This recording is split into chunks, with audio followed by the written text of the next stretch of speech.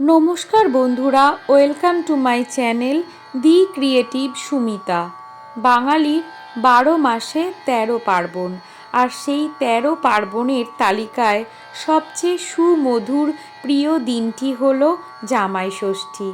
এই দিনে শাশুড়ি মায়েরা তাদের জামাইয়ের মঙ্গল কামনায় ব্রত পালন করেন। আজকে আমরা 2026 সাল আর 1433 বঙ্গাব্দের জামাই ষষ্ঠীর তারিখ, জামাইদের ফোঁটা দেওয়ার সঠিক শুভ সময়, পৌরাণিক কাহিনী, আচার নিয়ম, আর কিভাবে ষষ্ঠী বাটা, তেল হলুদের ফোঁটা, পাখার বাতাস ও সুতো বাঁধতে হয় সব কিছুই জেনে নেব। তাই ভিডিওটি স্কিপ না করে সম্পূর্ণ দেখার অনুরোধ রইল। আর মা ষষ্ঠী দেবীর উদ্দেশ্যে কমেন্টে জয় মা ষষ্ঠী লিখতে ভুলবেন না। বন্ধুরা, আপনারা কি জানেন কেন এই উৎসব শুরু করা হয়েছিল? ঠিক কী নিয়ম না মানলে এই পুজো অসম্পূর্ণ থেকে যায়? তবে চলুন আমরা জেনে নিই জামাই ষষ্ঠীর শুরু থেকে শেষ পর্যন্ত সমস্ত আচার বিচার এবং নিয়মকানুন। প্রথমেই আমরা জেনে নেব পুজোর প্রস্তুতি সামগ্রী কি কি লাগে। প্রথমত ষষ্ঠী বাটা, যার মধ্যে লাগে বাঁশপাতা আর ধান দুর্বা ও করম চা। তালের পাখা, যা দিয়ে জামাইকে হাওয়া করা হয়। হলুদ সুতো, ষষ্ঠীর ডোর, এটি কবজিতে বাঁধার জন্য প্রয়োজন।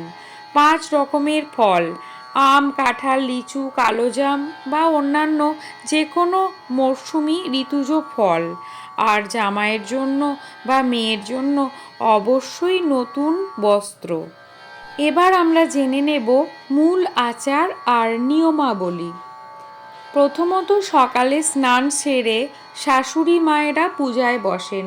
মা ষষ্ঠীর পুজো করে আশীর্বাদ নিয়ে জামাই এলে তাকে প্রথম আসনে বসিয়ে দই হলুদের মা ষষ্ঠীর ফোঁটা দেওয়া হয়।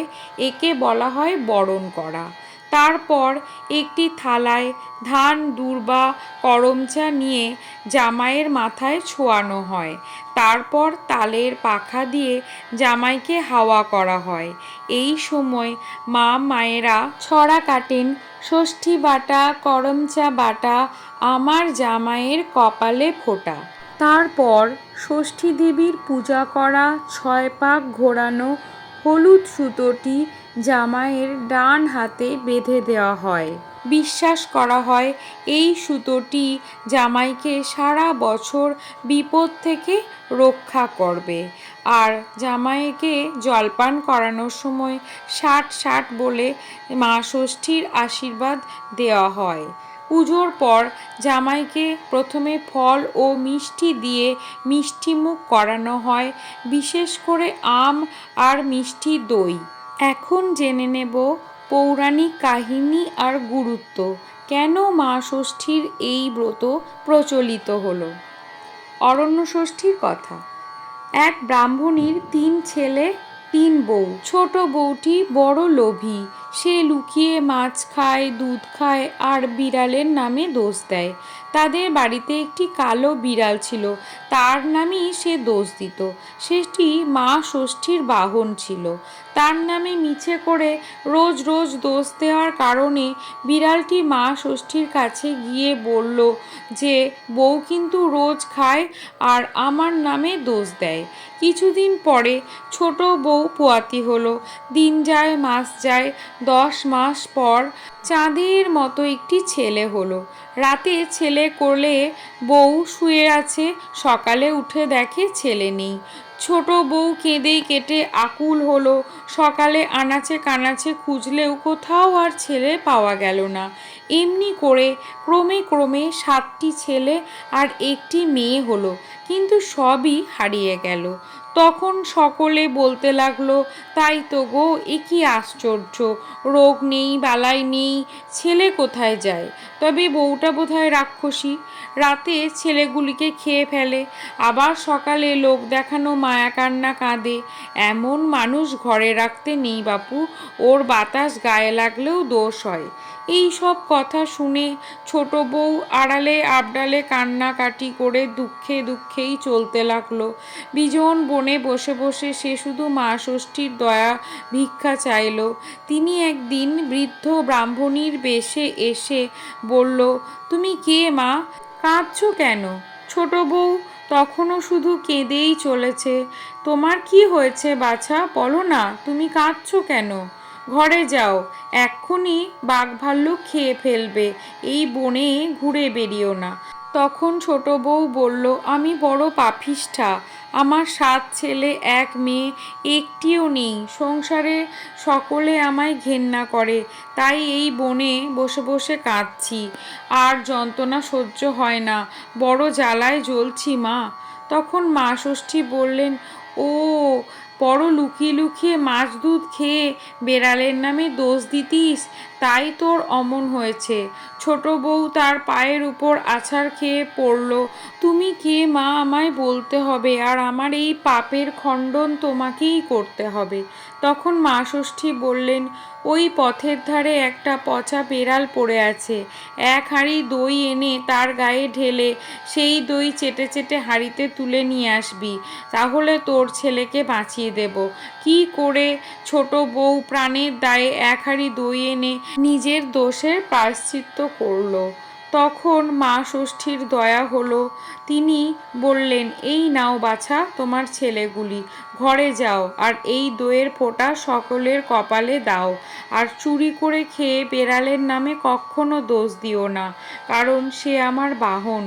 জ্যৈষ্ঠ মাসের শুক্ল ষষ্ঠীতে পিটুলির কালো বেড়াল গড়ে, পিটুলির কঙ্কন করে, ফল ফুলের বাটা সাজিয়ে, 6টা পান, 6টা সুপারি, 6টা কলা, আর বাঁশপাতার হলুদের ন্যাকড়া জড়িয়ে 6 গাছি সুতা পাকিয়ে তাতে বাঁধবে, আর এই সুতোকে 60 সুতা বলে। তারপর তেল হলুদ দই দিয়ে অরণ্য ষষ্ঠীর পুজো করবে। পুজোর পর সেই 60 সুতা প্রত্যেক ছেলে মেয়ের কপালে ছুঁয়ে ডান হাতে পরিয়ে দেবে, যতগুলি ছেলে ততগুলি সুতা চাই। তারপর ব্রত কথা শুনে ফলমূল খাবে, ফলার করবে, সেদিন ভাত খাবে না, আর ছেলেদের কখনো বাম হাতে মারবে না, নিজের দোষ কখনো পরকে দেবে না, আর সকলের যত্ন করবে। এই বলে মা ষষ্ঠী অন্তর্ধান হলেন। ছোট বউ তখন কোলে কাঁখে ছেলেদের নিয়ে আহ্লাদে আটখানা হয়ে শাশুড়ি জায়েদের দেখাতে দেখাতে বাড়ি ফিরলেন। ছোট বউকে সকলে তখন খুব ভালোবাসতে লাগলো। সকলে আশ্চর্য হয়ে গেল। তখন মা ষষ্ঠীর পুজোর কথা ছোট বউ বললেন।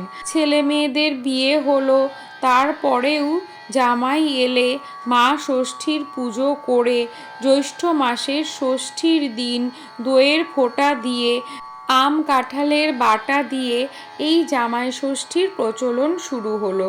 ক্রমে সেই ষষ্ঠী কথা দেশে বিদেশে ছড়িয়ে পড়ল।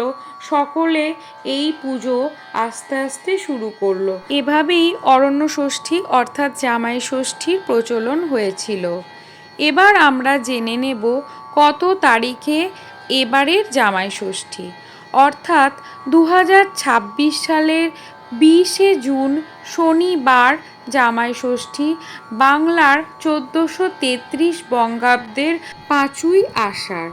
তিথি শুরু হবে 19শে জুন 2026 সাল 1433 বঙ্গাব্দের 4ঠা আষাঢ় শুক্রবার রাত্রি 10টা 18 মিনিট থেকে, আর তিথি শেষ হবে 20শে জুন 2026 সাল 5ই আষাঢ় 1433 বঙ্গাব্দ শনিবার রাত্রি 8টা 59 মিনিটে। জামাই ষষ্ঠীর শুভ সময় শনিবার 20শে জুন 5ই আষাঢ় সকাল থেকে এই দিনটি বিকেল পর্যন্ত শুভ সময় রয়েছে। অতএব এই সময়ই জামাইদেরকে বরণ বাটা দেওয়া এবং তাদের জলপানাদি সবই করানো যাবে। মা ষষ্ঠীর প্রতি অবশ্যই শ্রদ্ধা জানিয়ে বলবো যে নিয়মের চেয়েও বড় হলো ভালোবাসা। তাই ধুমধাম যেমনই হোক, সবাই মিলে আনন্দ করাটাই আসল উদ্দেশ্য। আশা করি আজকের এই বিস্তারিত ভিডিওটি আপনাদের ভালো লেগেছে। যদি কোনো নিয়ম আমি মিস করে যাই তবে কমেন্টে অবশ্যই লিখবেন। ভিডিওটি ভালো লাগলে লাইক এবং প্রিয়জনদের সাথে শেয়ার করুন। আর আমার চ্যানেলটিকে নতুন হলে সাবস্ক্রাইব করতে ভুলবেন না। সবাই ভালো থাকুন, সুস্থ থাকুন আর মা ষষ্ঠীর কৃপায় সকলে আনন্দে থাকুন। আজকের ভিডিওটি শেষ পর্যন্ত দেখার জন্য অসংখ্য ধন্যবাদ।